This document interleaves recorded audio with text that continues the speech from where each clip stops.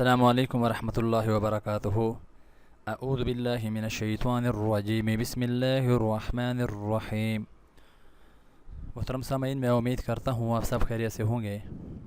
ازدواجی سکون اور نیک اولاد کے لیے اولاد نافرمان ہو، والدین کی قدر نہ کرتی ہو، یا آپ اولاد کی تربیت سے بالکل مایوس ہو چکے ہوں، نیک فرما بردار بیوی ہر شوہر کی دلی خواہش ہے۔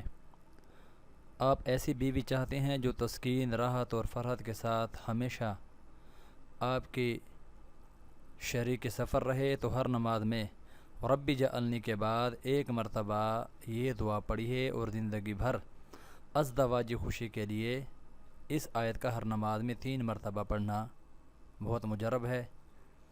ربنا ہب لنا من ازواجنا وذریاتنا قرۃ اعین وجعلنا للمتقین اماما، سورۃ الفرقان کی آیت نمبر 74 ہے۔ دوسری دعا ہے دل ایسا جو اللہ کو پسند آ جائے۔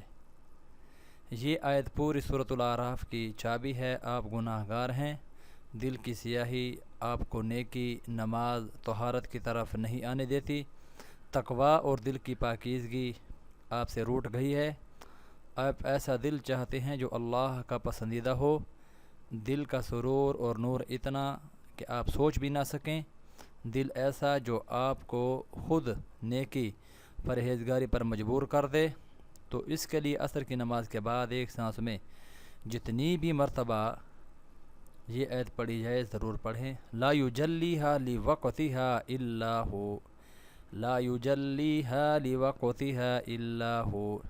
انشاءاللہ اللہ آپ لوگوں کو اس کا مصداق بنا دیں گے۔ اور تیسری جو ہے 4 بڑی بیماریوں سے بچاؤ کا عمل ہے۔ حدیث نبوی صلی اللہ علیہ وسلم میں ہے، جو شخص نماز فجر کے بعد 3 بار پڑھے گا تو وہ کوڑ، برس، اندھے پن، پاگل پن اور فالج سے انشاءاللہ محفوظ رہے گا۔ سبحان اللہ العظیم وبحمدہ لا حول ولا قوۃ الا باللہ۔ اس کا ایک خاص الخاص عمل آپ کے سامنے پیش ہے۔ اول اور آخر 3 مرتبہ درود شریف، ایک تسبیح صبح و شام روزانہ فجر کی نماز کے بعد صرف 3 بار اس کلمے کو پڑھ لیں انشاءاللہ العزیز۔